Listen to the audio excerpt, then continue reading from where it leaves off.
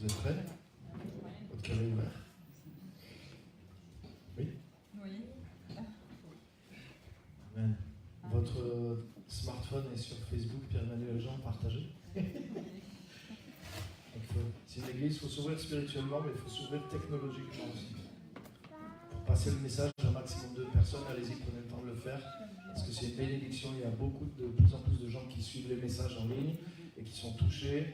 Là, j'ai quelqu'un qui m'a appelé la semaine dernière et c'est carrément une question de, je dirais presque pour elle, ça a été une question de vie ou de mort. Elle est tombée sur des messages, elle m'a appelé, elle était bouleversée, elle m'a dit j'ai retrouvé la vraie vie chrétienne dans tes messages. Elle m'a dit ça fait des années qu'elle s'est comme en tant que chrétienne pourtant, mais elle est passée par toutes sortes de choses. Et elle dit, j'ai entendu des messages mais qui m'ont démoli, j'ai cru des choses qui n'étaient pas justes. Elle me dit, je suis tombée sur les messages par internet, je revis, je te remercie. Elle m'a appelé et elle était vraiment bouleversée par les messages. Donc gloire à Dieu. Donc c'est une bonne chose que les messages soient en ligne, parce qu'il y a tellement de choses qui circulent, il y en a des très bonnes, il y en a des très mauvaises aussi. Donc je ne sais pas dans lequel je suis, mais je pense que je sais que mon message va plutôt faire du bien que du mal. Donc partagez-le.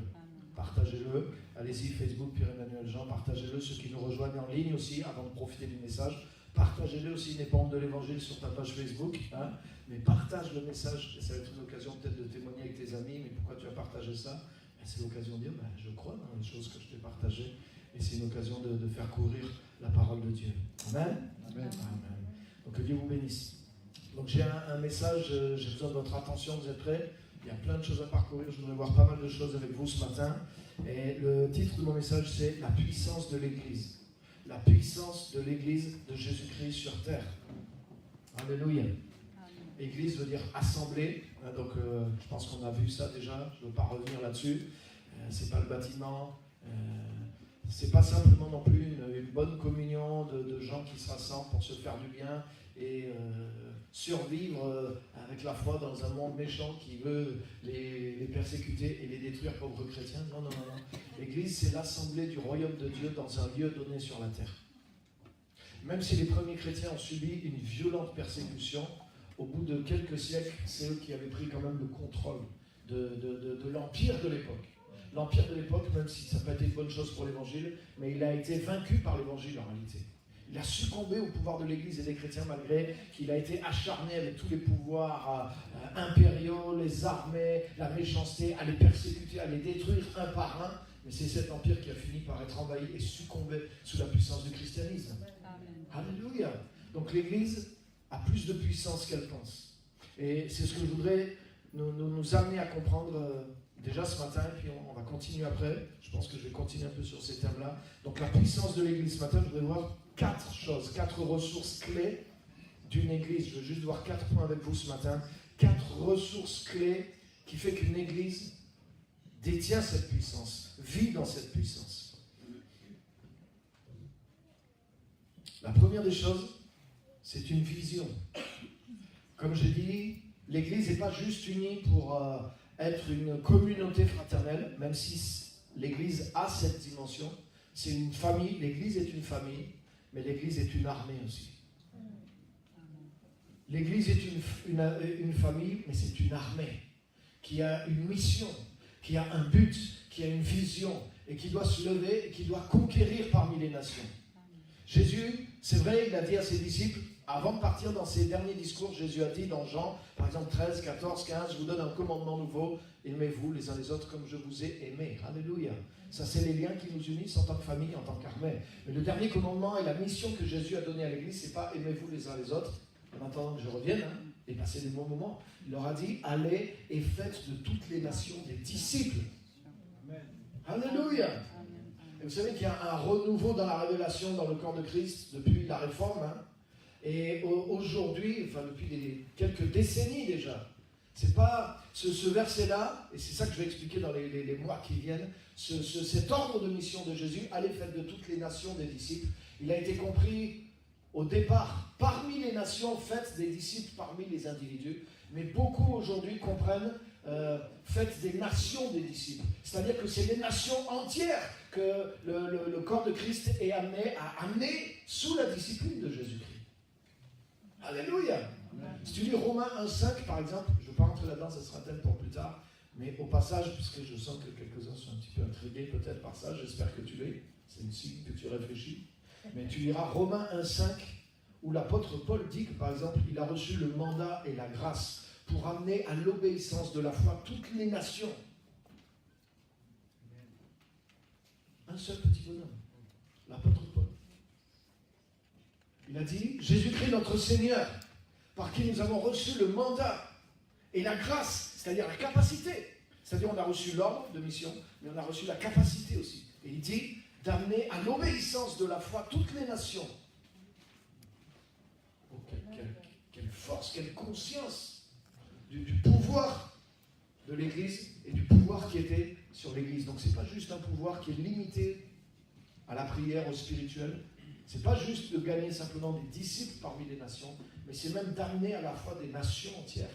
Si on regarde le cours de l'histoire, c'est ce qui s'est passé. Alléluia. Et le mandat n'a pas changé. L'Église n'a fait que se développer. L'humanité n'a fait que se développer.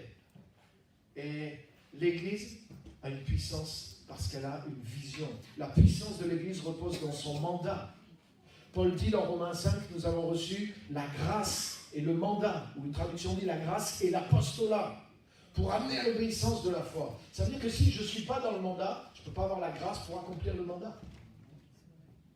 Donc il n'y a pas de puissance, il n'y a pas de finance, il n'y a pas de miracle, il n'y a pas l'appui du ciel en dehors de la mission que Dieu nous a confiée. Si on veut juste vivre l'Église pour s'aimer les uns les autres, on n'aura pas à disposition toute la grâce que Dieu nous a donnée pour aller conquérir les nations, et c'est normal. Parce que je n'ai pas besoin de la même grâce pour aimer mon prochain et mon frère, c'est assez facile, même si certains sont plus difficiles que d'autres. Mais si on s'arrête à ça, et chercher à être la meilleure Église par rapport à ceux qui sont à côté de nous, hein? Ouais, nous c'est mieux, parce que vous êtes moins bien.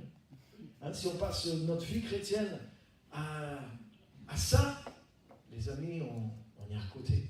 Et il y a une grâce qui n'est pas libérée sur l'Église. La grâce qui est libérée sur l'Église, c'est lorsque l'Église s'occupe de la mission que Jésus lui a confiée. Pourquoi il y avait une telle grâce sur Jésus et sur les apôtres? Parce qu'ils poursuivaient le but de Dieu pour l'Église. Si tu lis les actes des apôtres, les apôtres n'ont pas cherché à bâtir leur ministère. Paul va contre ça. Dans les Corinthiens, il écrit, ouais, il y en a qui disent « Je suis de Paul », d'autres de Pierre. Ce n'était pas les apôtres qui bâtissaient leur nom, c'est les chrétiens qui essayaient de dire « Ah oui, nous », ils essayaient même d'amener certains apôtres à avoir un nom. Mais Paul a dit « Mais qu'est-ce que Pierre, qu'est-ce que Paul, les serviteurs par le moyen desquels vous avez cru ?» Donc, on n'est pas là pour bâtir notre nom, on n'est pas là pour bâtir notre ministère. On est là pour que l'Église remplisse sa mission, qu'elle envahisse la terre, qu'elle envahisse les nations et qu'elle amène à faire de toutes les nations des disciples. Alléluia. Et si on poursuit le mandat de Dieu à la hauteur de Dieu, si en tant qu'Église, on vit dans cette puissance et qu'on est unis dans cette vision, nous avons de fortes chances de déclencher la puissance et la grâce que Dieu a en réserve pour nous, pour que nous puissions accomplir ces choses-là.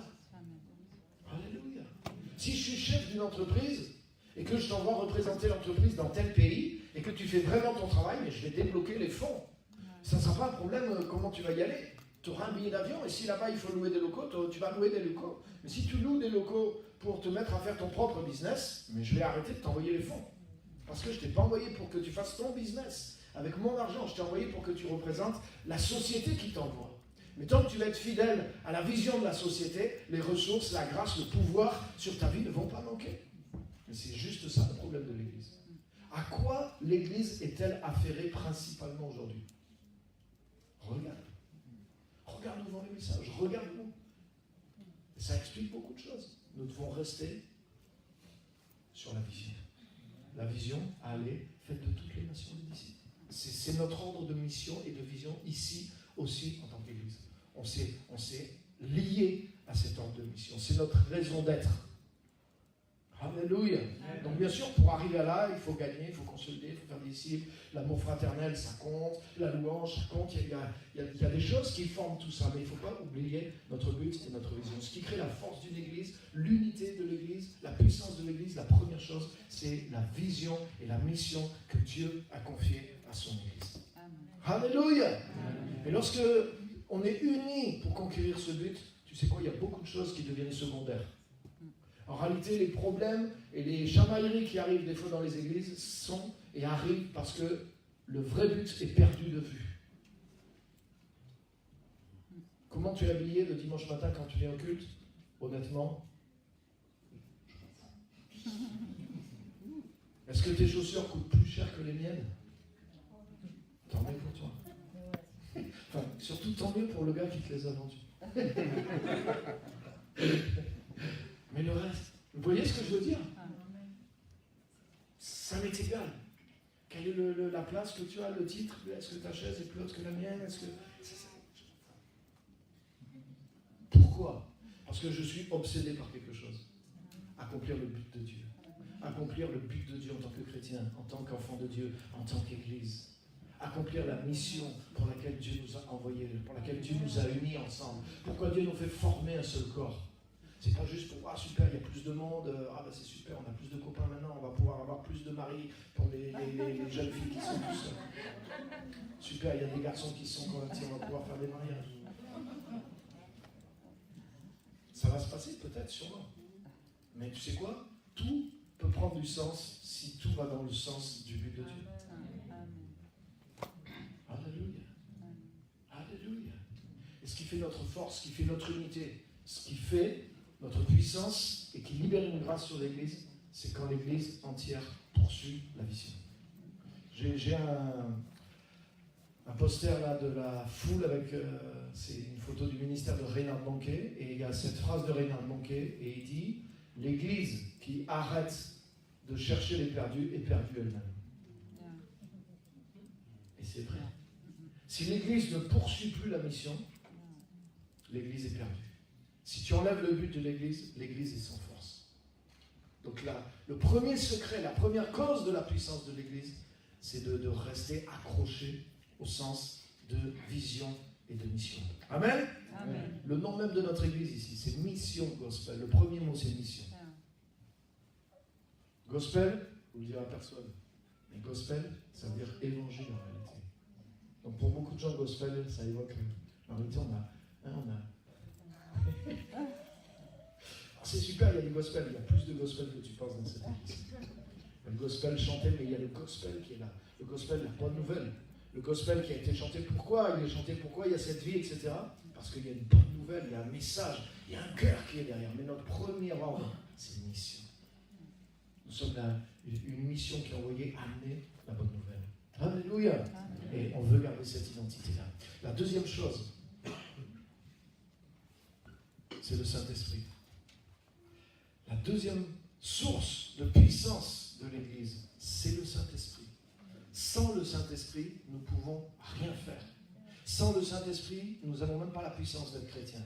Déjà, personne ne peut être réellement sauvé. Même si on remplit une salle et qu'on s'appelle Église, et même qu'on est nombreux, si les gens qui sont là ne sont pas venus par la conviction du Saint-Esprit, en réalité, c'est du vent. C'est un club, c'est une religion chrétienne.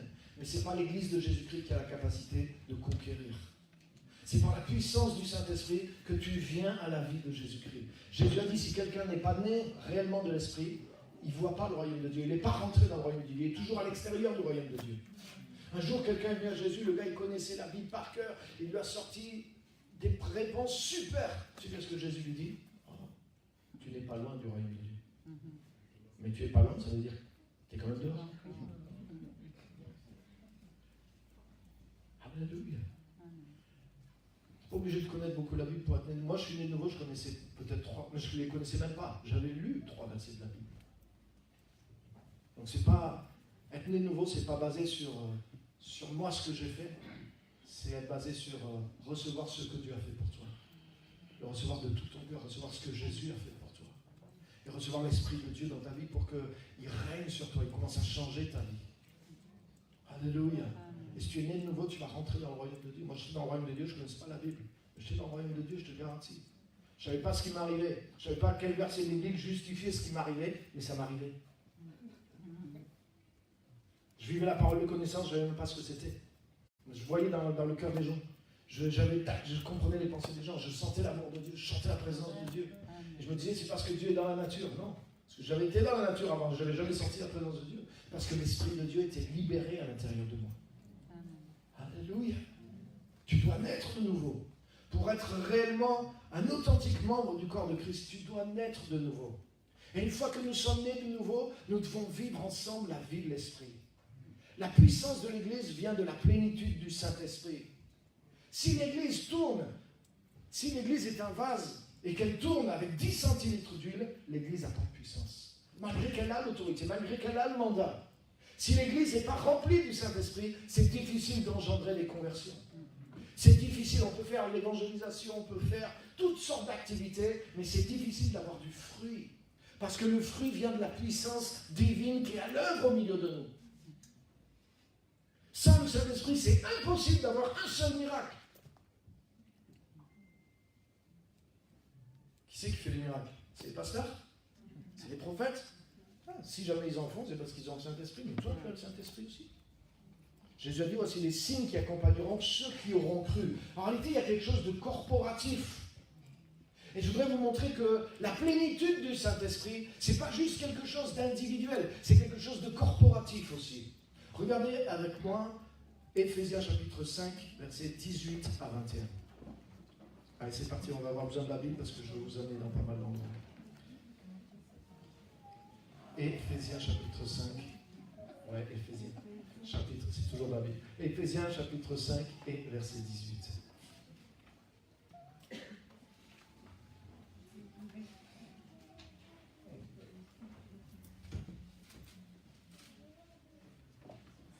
Au passage, il y aura une petite exhortation pour ceux qui ont tendance à picoler. C'est dans le verset 18. Vous êtes prêts? Regarde le verset 18. Ne vous enivrez pas de vin. Cela mène à la débauche. Soyez au contraire remplis de l'Esprit. Alléluia. C'est pas le hasard s'il y a ces deux choses-là. Vous savez pourquoi les gens s'enivrent, pourquoi les gens se défoncent? Parce qu'ils sont vides du Saint-Esprit. Quand tu as l'Esprit de Dieu en toi, tu découvres ce que tu recherchais quand tu recherchais ces choses-là. Donc en tant que chrétien, pas besoin de chercher l'ivresse dans des choses artificielles, mais tu dois trouver l'ivresse dans la vie du Saint-Esprit. Mais regarde ce qui est écrit. Ne vous enivrez pas de vin, cela mène à la débauche. Soyez au contraire remplis de l'Esprit. Comment? 2 points. Dites-vous des psaumes, des hymnes, des cantiques spirituels, c'est-à-dire inspirés par le Saint-Esprit. Chantez, célébrez de tout votre cœur les louanges du Seigneur. Remerciez constamment Dieu le Père pour tout, au nom de notre Seigneur Jésus-Christ. Soumettez-vous les uns aux autres dans la crainte de Dieu. Mais ça, c'est corporatif. Il ne dit pas, tu vois, la plénitude du Saint-Esprit, il ne dit pas, toi seul, quand tu es chez toi, juste écoute des louanges, chante à tue-tête, ferme les fenêtres parce que tes voisins vont appeler la police, et sois rempli du Saint-Esprit tout seul. Là, il parle à la communauté, ça se voit. Ne vous enivrez pas, soyez remplis de l'Esprit, ok?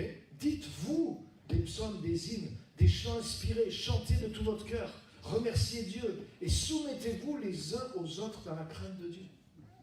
Alléluia. Si tu es rempli du Saint-Esprit, ça évite les rivalités. Parce que tu vas être le premier à vouloir t'abaisser pour que l'autre soit élevé. Et tu vas être celui qui veut servir. Ça va faciliter les rouages du corps pour que le corps avance. Mais ça montre une chose, ce passage-là. C'est que la plénitude du Saint-Esprit, bien sûr, ça dépend de ma vie personnelle avec Dieu, c'est clair. Mais il y a quelque chose que nous devons mettre en commun.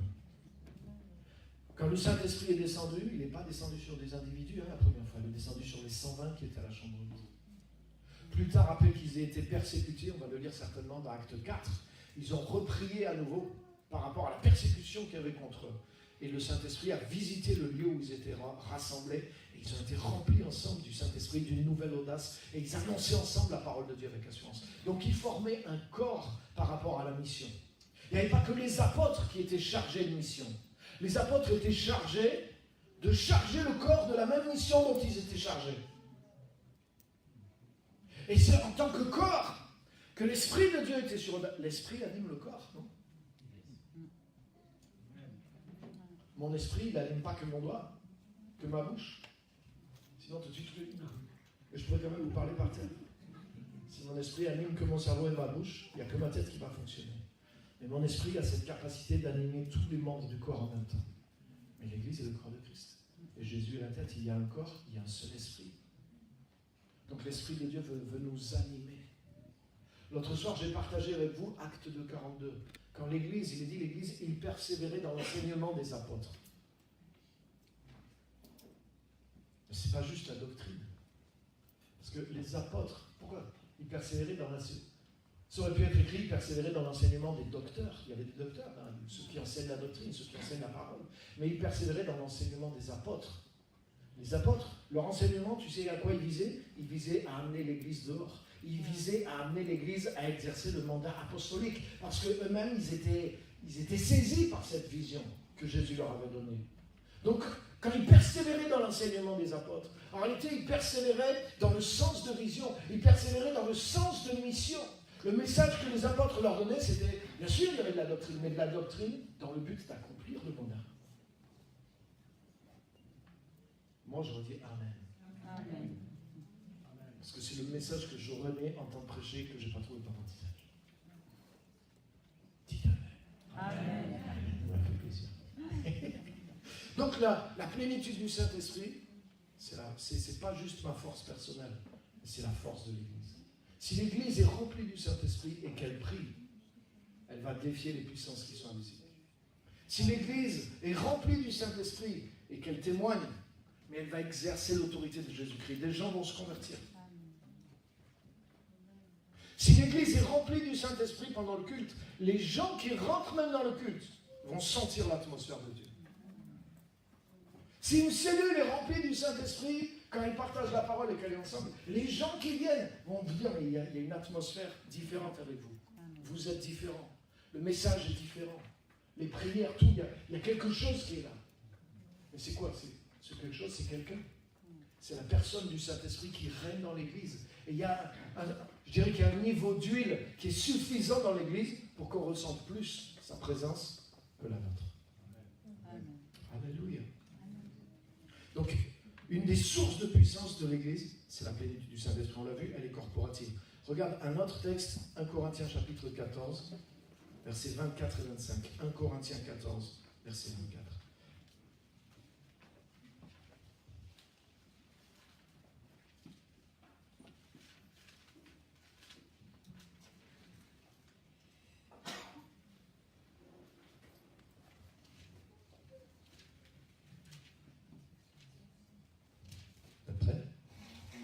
Parle sur les dons du Saint-Esprit. Donc, je ne vais pas rentrer dans tout le contexte, hein, excusez-moi, mais je vais faire ressortir quelque chose. En revanche, si tous prophétisent, c'est-à-dire que si tous les chrétiens dans une église, ils ont cette capacité, ils parlent sous l'inspiration du Saint-Esprit, et qu'un non-croyant ou un simple auditeur entre, il est convaincu de péché par tous. Il est jugé par tous. Les secrets de son cœur sont dévoilés et il tombera alors le visage contre terre pour adorer Dieu en déclarant que Dieu est réellement au milieu de nous.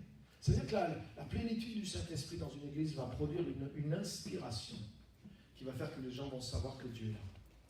Il va y avoir des paroles, il va y avoir des choses qui vont sortir. Ça va être, Dieu va parler aux gens de manière surnaturelle, il va leur parler directement sur leur situation, sur leur vie. Ils vont se sentir comme mis à nu et à découvert devant Dieu. C'est ce que fait la parole. Hein, rappelle-toi, Hébreux 4, 12 et 13. Il est dit tout, la parole de Dieu est vivante et efficace, et tout est à nu et à découvert devant celui auquel nous devons rendre compte. Quand la parole de Dieu elle fait ça, et qu'elle dénude quelqu'un, pas physiquement, hein, mais dans son âme, qu'elle montre ce que la personne elle-même se cache à elle-même des fois. Mais tu peux dire qu'il y a l'action du Saint-Esprit. Quand les gens se sont convertis le jour de la Pentecôte, quand Pierre a prêché, il a prêché juste quelques mots, la Bible dit, ils eurent le cœur transpercé. Et ils ont dit, mais qu'est-ce qu'on doit faire? Pas besoin de les forcer. Ils étaient sous une conviction, qu'est-ce qu'on doit faire? Repentez-vous, changez, que chacun de vous soit baptisé pour le pardon de ses péchés. Et vous aussi, vous recevrez ce don du Saint-Esprit. Alléluia. La force de l'Église, c'est la plénitude du Saint-Esprit. Et nous devons travailler à ça, les amis. C'est pour ça qu'on doit prier ensemble aussi. C'est pour ça qu'on doit poursuivre le même but ensemble. C'est pour ça qu'on doit rester unis ensemble. On doit plutôt fortifier ce qui renforce notre mission plutôt que de se chamailler. Ouais, moi je ne suis pas d'accord avec ça. Donc du coup, je ne viens plus au culte. Parce que je trouve que les jupes des filles qui chantent sont trop courtes. T'as qu'à fermer les yeux pendant la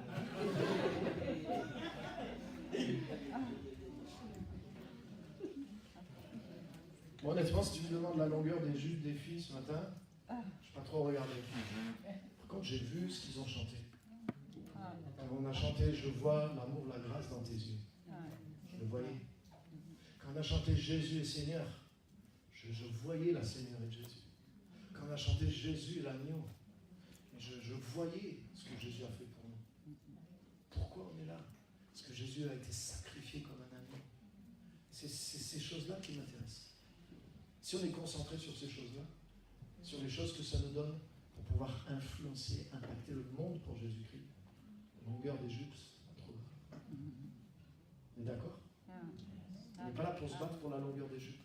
On est là pour se battre pour que le monde soit sauvé. Alléluia. Les secrets de son cœur sont dévoilés. Il tombera le visage contre terre pour adorer Dieu en déclarant que Dieu est réellement au milieu de vous. C'est fort. C'est-à-dire que la plénitude du Saint-Esprit fait que les non-chrétiens qui vont être au milieu des chrétiens, au bout d'un moment, ils vont être obligés de reconnaître qu'il y a Dieu. Après, ils en veulent pas, ils se convertissent ou ils ne se convertissent pas, mais ils peuvent dire « Je sais où est Dieu ». J'ai rencontré des gens, il y a Dieu au milieu d'eux. C'est sûr et c'est certain. Alléluia. On doit amener au moins ça, les amis. On doit au moins ça à cette génération. Comme j'ai dit, on ne doit pas juste parler de Jésus. Là, ce n'est pas parler de Jésus. C'est quand les gens viennent, il y a Jésus qui est réellement là, qui est manifesté au travers de la plénitude du Saint-Esprit, qui vit au travers de nous. Alléluia. La plénitude du Saint-Esprit. Seigneur, remplis-nous du Saint-Esprit. Je veux être plus rempli du Saint-Esprit. Je veux qu'ensemble, en tant que corps, on soit plus rempli du Saint-Esprit. Le Saint-Esprit nous communique la seigneurie de Jésus-Christ. On a chanté Jésus est Seigneur. Jésus ne va pas être fait Seigneur le jour où il va revenir. Jésus a été fait Seigneur. Après la croix, après sa résurrection, Jésus a récupéré le pouvoir. Et il a été fait Seigneur. Ça veut dire qu'il a le pouvoir, il a l'autorité. Et le Saint-Esprit nous transmet ce pouvoir et cette autorité. C'est fort. Si on est rempli du Saint-Esprit, c'est pas juste qu'on parle en langue et qu'on est émotif, les amis. Ça veut dire qu'on a l'autorité légitime pour amener le règne de Jésus-Christ sur la terre. C'est ça que ça veut dire.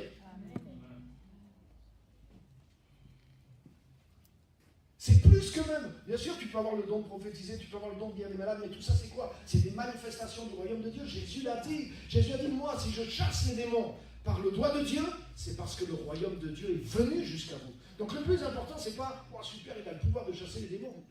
Le plus important, c'est si un homme sur terre est capable de chasser les démons au nom de Jésus-Christ, ça veut dire que le royaume de Dieu est en marche. Et si le royaume de Dieu est en marche, c'est pas que pour chasser les démons, hein. C'est pour emmener le royaume de Dieu partout où il va.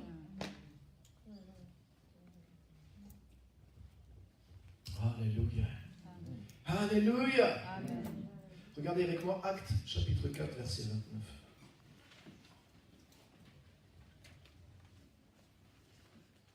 Actes, chapitre 4. J'ai mentionné ça tout à l'heure. L'Église a commencé à être persécutée une fois qu'elle s'est levée dans la mission. Ils ont persécuté, ils ont commencé à enfermer certains apôtres, leur interdire de prêcher.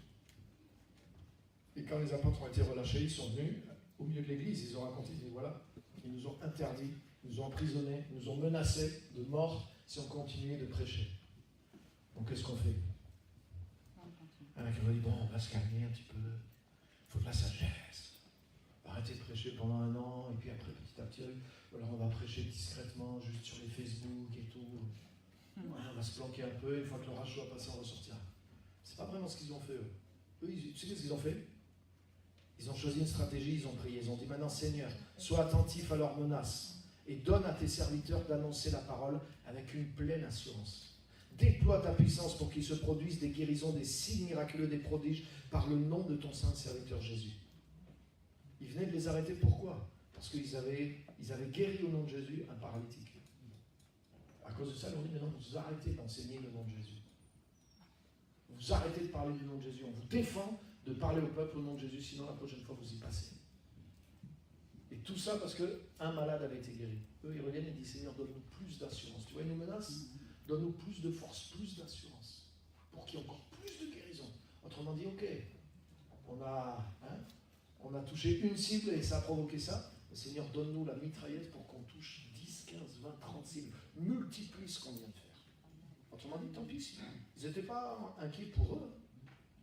Ils ne se sont pas repliés. Ils ont décidé d'aller plus loin, d'être plus offensifs encore. Je veux dire, c'est qu'ils étaient jeunes et zélés, mais ce n'était pas la volonté de Dieu. Regarde, ce n'était pas la volonté de Dieu, verset 31. Quand ils eurent prié, l'endroit où ils étaient rassemblés trembla. Et ils furent tous remplis du Saint-Esprit. Et ils annonçaient la parole de Dieu avec assurance. Ils furent tous. Pas que les apôtres qui avaient été enfermés. Toute l'Église qui était là. Donc ça veut dire que l'Église, qui persévérait dans l'enseignement des apôtres, elle était engagée dans le même mandat que les apôtres. Et elle était prête à prendre les mêmes risques que les apôtres. Et qu'est-ce qui leur donnait la puissance? À tous, c'était le Saint-Esprit.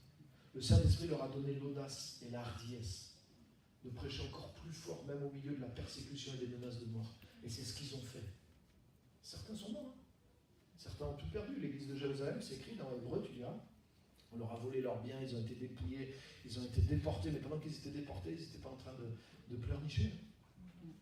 Ils ouvraient des églises, les chrétiens. Ils témoignaient de Jésus partout. Ils ont amené l'évangile, des églises se sont ouvertes comme ça. L'église d'Antioche, qui est devenue la plus grande église missionnaire après. Tu liras ça dans Actes, chapitre 11. Alléluia. Ah oui, mais moi, pasteur, c'est pas vraiment ça que j'avais envisagé quand je suis devenu chrétien. Ah ouais, là, je vais me débaptiser, hein, si c'est ça, être chrétien.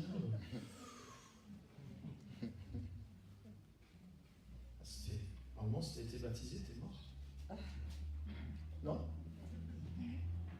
veut dire que tu es mort à ta propre vie. Ah, ma vie, elle t'appartient, Jésus. Mais, pourvu que je prospère, que j'ai un bon mariage, que...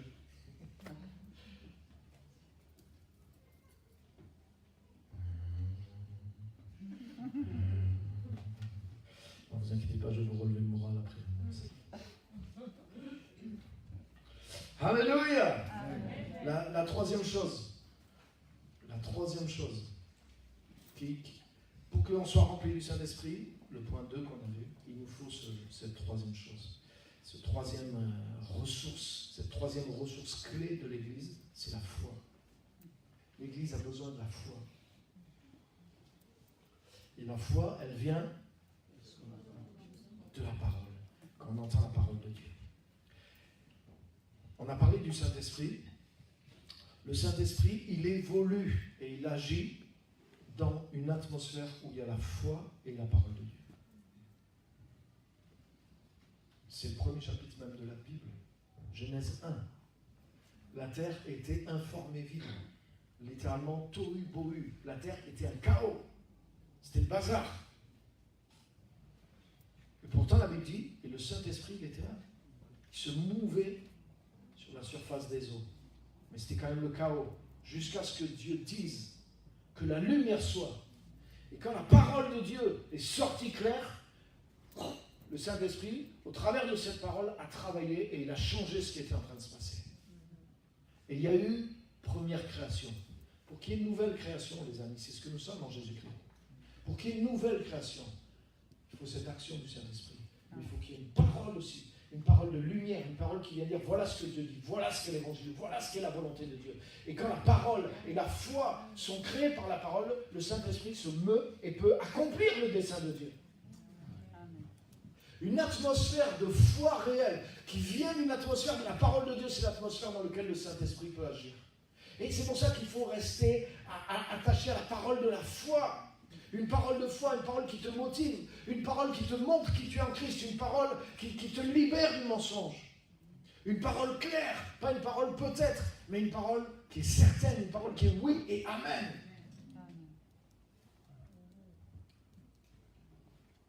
Alléluia. Amen. Donc Colossiens 3,16. Colossiens 3,16. Vous pouvez mémoriser les 3,16. Vous connaissez Jean 3,16. Car Dieu a tant aimé le monde. Mais Colossiens 3,16. Que la parole de Christ habite parmi vous en abondance, abondamment. Que la parole de Jésus-Christ habite parmi vous abondamment. Pourquoi? Parce que quand la parole est abondante dans ta vie, dans tes journées, dans la communauté, la foi commence à abonder. Et ça, c'est le climat et l'atmosphère dans lequel le Saint-Esprit peut agir. S'il n'y a pas de foi, le Saint-Esprit n'agit pas. Le Saint-Esprit ne peut pas agir s'il n'y a pas la parole qui est la vraie parole qui est prêchée, la parole de la foi, la parole de l'évangile, la parole de Jésus, la parole de la grâce, la parole que l'Église a un mandat, une puissance et doit se lever avec foi. S'il n'y a pas une parole de foi, le Saint-Esprit ne peut pas créer. Alléluia. La Bible dit même que Jésus, quand il a été à Nazareth, vous trouvez ça dans Marc chapitre 6 et dans les autres évangiles, Jésus, dans sa propre ville, il ne fit aucun miracle. Et ce n'est pas qu'il ne voulait pas. Il dit à cause de leur incrédulité. Pourquoi? Les gens disaient, mais c'est le fils du charpentier. Qu'est-ce que c'est que cette histoire de... Pourquoi il prêche? Pourquoi il paraît qu'il y a des miracles avec lui? Mais non, on connaît ses frères, on connaît ses sœurs, on connaît sa famille. Mais non, il n'est rien cet homme-là. Qu'est-ce que c'est ce qu'on raconte? Et ils n'avaient aucune foi. Et il dit qu'à cause de ça, Jésus ne peut faire aucun miracle. C'est-à-dire que le Saint-Esprit qui était en Jésus était lié sur Jésus. Il ne pouvait pas aller et accomplir les œuvres de Jésus, les œuvres de Dieu dans la vie des gens. Parce qu'il y avait leur incrédulité empêchait une atmosphère de foi. Si tu ouvres ton cœur à la parole, que la parole de Christ habite en abondance. Alléluia. Amen. Tu dois faire l'effort d'être familier avec la parole de Dieu. Hier, je discutais avec le leader d'un groupe de louanges, pas ici, et leur pasteur a dit, oui, pasteur, viens leur voir parce que personne ne lit dans mon groupe. Donc là, ils ont essayé, on va se faire trucider par le pasteur. Je dis, ah bon, vous lisez combien à peu près? C'est quand le dernier livre que vous avez? Oh oui, je ne sais pas. Est-ce que vous lisez au moins un livre par an? Ouais, peut-être. Non. Même si c'est dur intellectuellement pour toi de lire, plus tu lis, plus ça va être facile de lire. Si tu te forces à lire, au bout d'un moment, ça sera facile pour toi de lire. Et tu ne seras plus préoccupé par la difficulté de lire, tu seras préoccupé par ce que tu lis. Et c'est là que ça devient intéressant. C'est comme faire la cuisine. Peut-être faire la cuisine, pour certains, c'est une montagne. C'est pour ça que certains ont une femme. Ils veulent une cuisinière. Hein, c'est vrai, déjà, ils veulent une femme juste pour faire la cuisine. Alors peut-être pour toi c'est une montagne parce que c'est ta femme qui fait la cuisine. Le jour où elle n'est pas là, t'es foutu. Tu manges que du jambon et du pain et ça devient dur au bout de 24 heures. Et ta femme commence à te manquer. Ces talents de cuisine, il faut les apprécier. Mais si tu sais faire à manger et que pour toi tu prends l'habitude de cuisiner, ça devient facile pour toi. Et tu vas pouvoir manger des choses excellentes parce que tu sais te débrouiller et te faire à manger. Mais lire, c'est la même chose. Sauf que pour la parole de Dieu, tu ne peux pas te permettre le luxe de manger que des boîtes de conserve, c'est-à-dire des messages sur YouTube. Même si c'est des biens. C'est des bonnes conserves, mais c'est des conserves. Tu dois lire la parole de Dieu par toi-même. Écoute bien, quand tu lis la parole de Dieu, quand tu étudies la parole de Dieu, tu crées en toi une structure mentale dans laquelle la foi commence à arriver et dans laquelle le Saint-Esprit peut opérer. Saint-Esprit, c'est pas juste parce que tu as la chair de poule dans l'église. Je te garantis. Oui, tu vas dire, oui, j'ai senti le Saint-Esprit, tu as tremblé, tu as crié, tu as levé les mains, c'est super. Mais si tu veux vraiment vivre rempli de foi et du Saint-Esprit, il y a une structure. C'est pas juste par hasard, c'est pas juste parce que tu es dans une atmosphère chargée du Saint-Esprit que tu ressens des choses. Le Saint-Esprit, c'est plus que ça. Le Saint-Esprit, il est structurel. Et il est structuré sur quoi? Sur la foi et la parole de Dieu. Et c'est pourquoi Dieu nous a donné la Bible. La Bible dit d'elle-même que toute la Bible, toute l'Écriture, elle est inspirée de Dieu et qu'elle est utile pour te former, pour te configurer. La Bible, c'est le monde de Dieu. C'est pour ça qu'au début, tu ne comprends rien, parce que tu es étranger comme moi. Si tu arrives dans un pays qui est complètement différent de toi et de ta culture, tu ne comprends rien. Tu ne comprends pas la langue, tu comprends pas en Inde. Encore, il y a l'anglais peut-être. Mais il y a des pays, même les lettres là. Ah, moi j'étais en Chine ou même en Ukraine, l'alphabet est différent. Tu ne peux même pas reconnaître les panneaux. Quand tu vas en Angleterre, au moins, si c'est écrit London, par là, tu y vas quoi. Mais si c'est écrit avec des lettres que tu ne comprends pas, tu ne sais même pas quelle ville et la flèche elle dit. Donc tu es perdu. Tu ne comprends pas la langue, tu ne comprends pas les panneaux, tu ne comprends rien. Mais quand tu arrives dans la Bible, plus tu es loin de Dieu, moins tu comprends. Moi, quand je suis allé dans la Bible, je ne connaissais rien, à part le français, quoi. Pour ma Bible qui était écrite en français. Je comprenais les mots, le sens des mots, mais je ne comprenais pas ce monde. Mais je suis rentré dans ce monde. Et j'ai laissé ce monde rentrer en moi. Par l'étude. J'ai exploré, j'ai cherché, même sans comprendre, j'ai dit au moins j'y suis passé. J'ai rien compris, mais j'ai dit, voilà, Deutéronome. Nombre, ah oui, nombre. Ézéchiel, tu sais que c'est dans la Bible. Première fois que je suis passé, j'ai pas compris grand-chose, mais j'y suis passé quand même. Puis ouais, je vois à peu près où ça se situe, quoi. Aujourd'hui, je commence à comprendre un peu certaines choses. Parce que j'ai commencé à rentrer dans ce monde est rentré en moi. Mais quand ce monde rentre en toi, ça structure ta manière de voir et de penser. Quand le monde de Dieu commence à devenir ton monde intérieur, la foi peut commencer à se produire à l'intérieur de toi. Et le Saint-Esprit peut commencer à évoluer. Le Saint-Esprit, rappelle-toi, il faut la parole de Dieu pour qu'il puisse se mouvoir et agir d'une façon, je dirais, intelligente. Sinon, tu vas subir la manifestation du Saint-Esprit. Tu ne vas pas savoir pourquoi. Tu vas arriver dans une église où quelqu'un va prier pour toi et c'est ce que font les gens. Oh, j'ai senti du courant, j'ai senti du chaud, c'est le Saint-Esprit, oh, je pleure pendant des minutes. Et puis après, pendant les 3 années qui suivent, bah ouais, qu'est-ce que j'en fais, quoi? Je reviens au point zéro. Pourquoi? Parce qu'il n'y a rien qui est structuré. Moi-même, je ne sais même pas comment faire que le Saint-Esprit continue d'agir dans ma vie. Mais le privilège de tout chrétien, c'est d'avoir le Saint-Esprit, d'être rempli du Saint-Esprit, d'être guidé par le Saint-Esprit. Mais pour ça, tu dois structurer ton monde intérieur. Comment tu appartiens à une culture? Parce que dans ton enfance, on t'a structuré ta façon de penser. Comment moi j'ai la culture française? Parce que j'ai grandi ici. L'école m'a structuré. La manière de faire des gens, les habitudes des gens ici ont structuré mon mental. J'ai l'habitude de voir ça et finalement je suis devenu comme ça. J'ai la culture française parce que ça s'est structuré à l'intérieur de moi en grandissant. Et chacun de nous, notre culture, elle s'est structurée de la même façon. Dieu veut structurer sa culture, la culture du ciel à l'intérieur de toi. Mais c'est toi qui dois aller la chercher dans la parole de Dieu. La parole de Dieu te structure mentalement. Et une fois que tu comprends le monde de Dieu, la foi devient quelque chose de facile. Et tu sais comment avoir la foi. Tu sais comment grandir dans la foi. Tu sais comment agir avec le Saint-Esprit. Tu sais trouver Dieu. Tu sais trouver le Saint-Esprit. Tu sais agir même dans les dons de l'Esprit. Tu sais faire certaines choses parce que c'est structurel. C'est pas juste quelque chose qui t'arrive et que tu ne maîtrises pas. Alléluia. Amen. Qui c'est qui a plus envie de lire la Bible maintenant? Regardez, je vais vous montrer ça avec 2 passages. 2 Timothée chapitre 1, verset 5. 2 Timothée chapitre 1, verset 5. Et ensuite, on ira au chapitre 3, versets 15 et 16. Vous voyez, 1, 3, 16 là aussi. Colossiens 3, 16. Jean 3, 16. 2 Timothée 3, 16. 2 Timothée 3, 16, il faut connaître ce verset. Et on va y venir tout à l'heure. Donc là, on va dans 2 Timothée 1, 5. 2 Timothée 1, 5.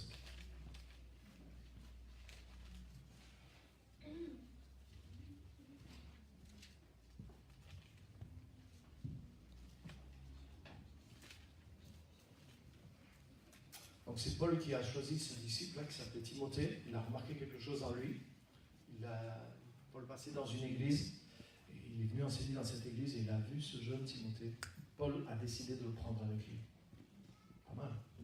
Et il est devenu un disciple de Paul. Et il est devenu un apôtre aussi plus tard, comme Paul. Et voilà ce que Paul dit de ce Timothée. Il lui écrit, il apprend à le connaître, il connaît sa vie, sa famille. Et il lui dit ceci: je garde en effet le souvenir de la foi sincère qui est en toi. Donc il y a une foi qui est dans cette vie. Ce n'est pas juste la croyance en Dieu. Paul parle d'autre chose. Une foi qui est structurée.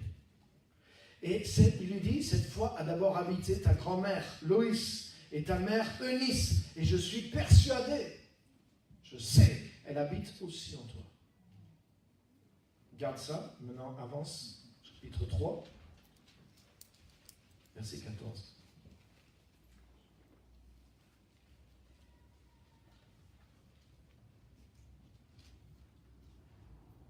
Quant à toi, tiens ferme dans ce que tu as appris et reconnu comme certain, sachant de qui tu l'as appris. Regarde verset 15. Depuis ton enfance, tu connais les saintes écritures. Donc il lui dit, je sais que cette foi, tu l'as depuis ton enfance, parce que ta mère avait cette foi, et ta grand-mère avait cette foi. Et il lui dit, depuis ton enfance, tu connais les saintes écritures. Ça veut dire que la foi de Timothée habitait en lui, mais depuis son enfance, il lisait les saintes écritures. Et il connaissait. Autrement dit, il a structuré sa façon d'être et de penser par la parole de Dieu. Et la foi habite en lui. Cette foi qui permet au Saint-Esprit d'agir. Alléluia. Alléluia. Là-dessus, il y a des gens qui sont très impressionnants. Des pasteurs, des hommes de Dieu. Des gens viennent, j'ai rencontré des gens qui étaient très impressionnants par leur don même prophétique, qui m'ont impressionné. Mais ils m'ont dit certaines choses, j'ai dit non. Parce que moi, dans ce que j'ai compris de la parole de Dieu, c'est pas la même chose que tu es en train de me dire. Et je ne vais pas faire ce que tu es en train de me conseiller, ni de me dire.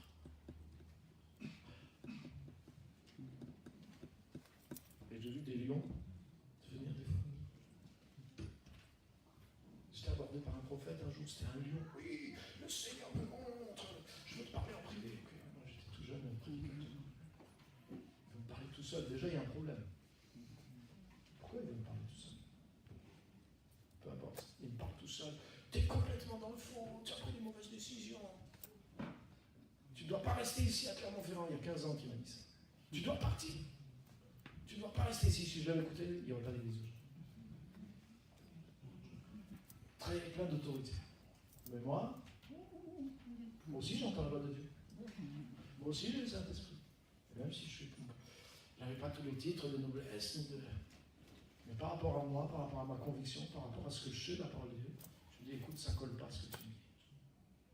Je dis désolé, ça ne correspond pas à ce que je suis en train de dire. Ça ne correspond pas à ce que Dieu est en train de dire dans ma vie. Et là, on aurait dit que j'avais planté une aiguille, c'est tout dégonflé quoi. Ah oui, non, mais alors je ne sais pas, mais alors peut-être que je.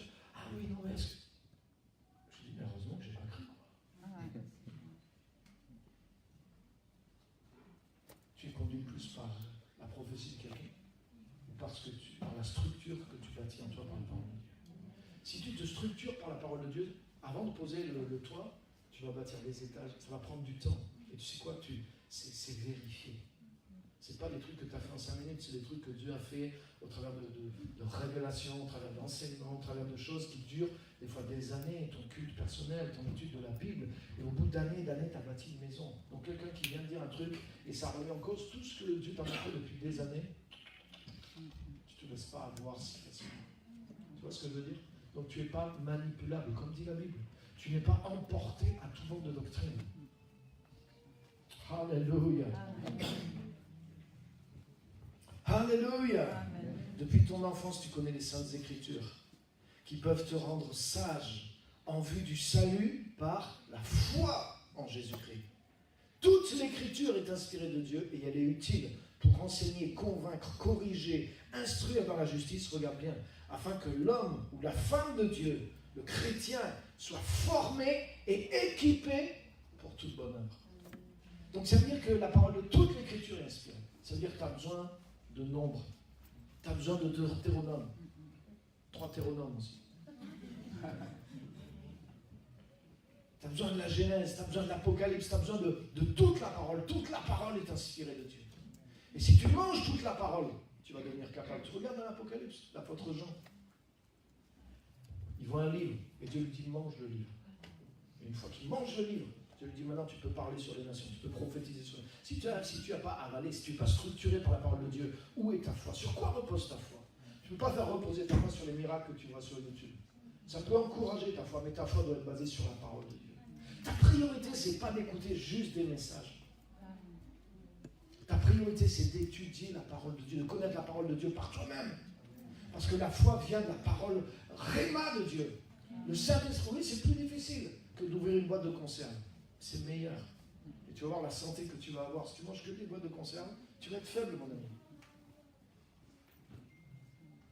Si tu manges du frais et du cuisiné, c'est 100 fois meilleur, mais la force et la vigueur que tu vas avoir va être complètement différente. Même certaines maladies, tu n'auras pas. Tu peux tomber malade si tu manges que des boîtes de conserve pendant 10 ans. Tu auras du fer sûrement dans ton corps. Mais...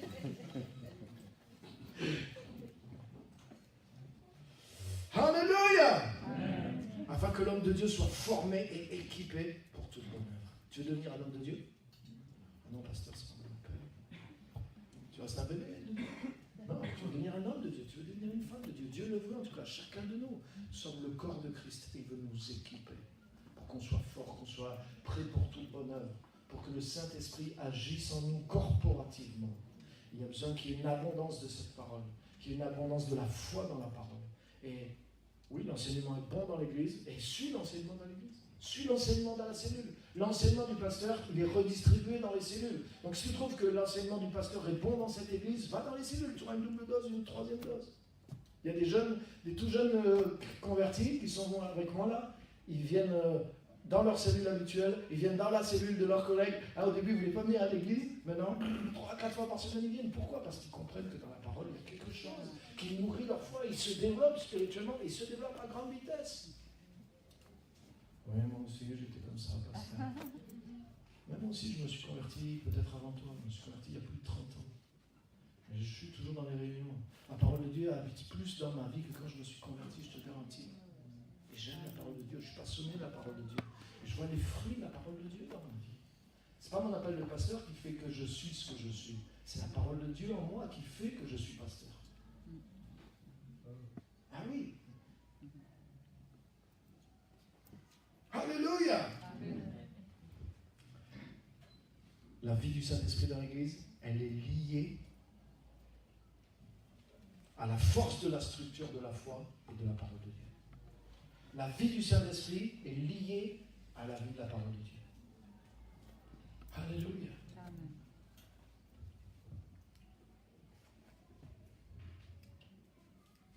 Il reste un dernier point. C'est le plus puissant et le plus important, mais je n'ai pas le temps de le cocher. C'est vrai, il est 15, j'ai pas le temps. Mais là, peut-être la semaine prochaine, je vais vous le reprêcher parce que c'est une bombe atomique. Alléluia. Puissance de l'Église. Numéro 1, vision. Numéro 2, le Saint-Esprit. Numéro 3, la foi qui vient de la parole de Dieu. C'est facile à se rappeler. Numéro 1, la vision. Numéro 2, le Saint-Esprit. La plénitude du Saint-Esprit. Numéro 3, cette foi qui se structure en nous par la parole de Dieu et qui permet au Saint-Esprit de se mouvoir dans nos vies personnelles mais dans l'Église aussi. Ce qui va donner la puissance à ce que nous allons faire. C'est le Saint-Esprit. Amen. On va se lever, on va terminer par la prière. Que Dieu vous bénisse. Alléluia. Avant de vous laisser aller, je voudrais juste vous dire que cette semaine, on a un programme tout à fait spécial parce qu'on a tout un trimestre, il y a plus qu'un trimestre, jusqu'à la fin décembre qui vient, où on a beaucoup de choses qu'on veut faire en tant qu'Église aussi. Donc on a commencé à prier pour ça vendredi, et là, jeudi et vendredi, dans la semaine qui vient, on aura un temps de jeûne, de prière. Donc il y aura des moments d'intercession le matin, le midi et le soir ici. Et si vous ne pouvez pas venir, vous pourrez les suivre sur Facebook aussi. Donc on va retransmettre aussi les moments sur Facebook. Si vous pouvez venir, venez par contre. Ne restez pas sur Facebook parce que l'onction ne passe pas pareil, vous avez remarqué. Donc venez ici, donc il y aura des moments de 7h du matin à 8h30, de midi à 14h et de 20h à 22h, jeudi et vendredi, dans le jeûne et dans la prière. Donc on va prier pour tous les défis, toutes les choses dans lesquelles on va rentrer en conquête, parce que là, on s'est mis des défis devant nous pour gagner de nouvelles âmes, pour faire avancer le royaume de Dieu. Donc voilà, participez à ça, parce que, pas simplement pour le soutenir dans la prière, mais vous avez vu les passages qu'on a lus, pendant qu'ils priaient pour la conquête, ils ont reçu l'esprit dont ils avaient besoin pour la conquête. Donc participez à ça, parce qu'il y a quelque chose qui se passe réellement dans Dieu te parle aussi par rapport à la mission qu'il donne à l'Église. Par exemple, tu viens le vendredi aux intercessions, je te garantis, il y a quelque chose qui est lié à la direction de l'Église qui peut venir en toi réellement. Dans les réunions de leadership, dans les cellules, l'ADN de l'Église est transmis sans cesse. Et le but, c'est ça, c'est pas juste qu'on soit bien nourri spirituellement, mais c'est qu'on soit bien nourri pour pouvoir faire l'œuvre de Jésus-Christ qui est devant nous. Alléluia. Et la mission qu'il nous a confiée. Amen. Donc je compte aussi sur votre participation, parce que le corps entier a besoin d'être debout pour faire l'œuvre de Jésus. Alléluia. Seigneur, merci pour ta grâce, merci pour ta parole, merci pour l'Église à laquelle tu as confié cette puissance et cette mission, cette grâce et cet apostolat. Seigneur, nous te rendons grâce parce que nous sommes tous membres de ce même corps dont tu es la tête, et qui est animé par le même esprit, qui est le Saint-Esprit. Et c'est un esprit qui n'est pas juste mon Saint-Esprit personnel, même s'il vit en chacun de nous. On a vu que la plénitude est corporative aussi, et qu'il y a un impact corporatif sur les gens. Seigneur, nous voulons être vraiment dans cette puissance et dans ce mandat pour inverser la tendance dans cette ville, dans cette région et amener vraiment l'évangile et le royaume de Dieu à prendre un pied d'influence et de domination, Seigneur, sur les masses, Seigneur, sur la région et plus loin au nom de Jésus-Christ. Utilise-nous, élève-nous dans notre identité et dans notre mission en tant qu'Église. Aide-nous à comprendre les ressources que tu nous as données, d'avoir cette vision de cette mission, de vivre la plénitude du Saint-Esprit et de structurer nos vies et notre Église par une foi vivante, basée sur la parole et sur laquelle le Saint-Esprit peut agir surnaturellement. C'est ce que nous voulons, Seigneur, pour nos vies, pour notre Église et pour ta gloire ici et maintenant au nom de Jésus. Amen et Amen.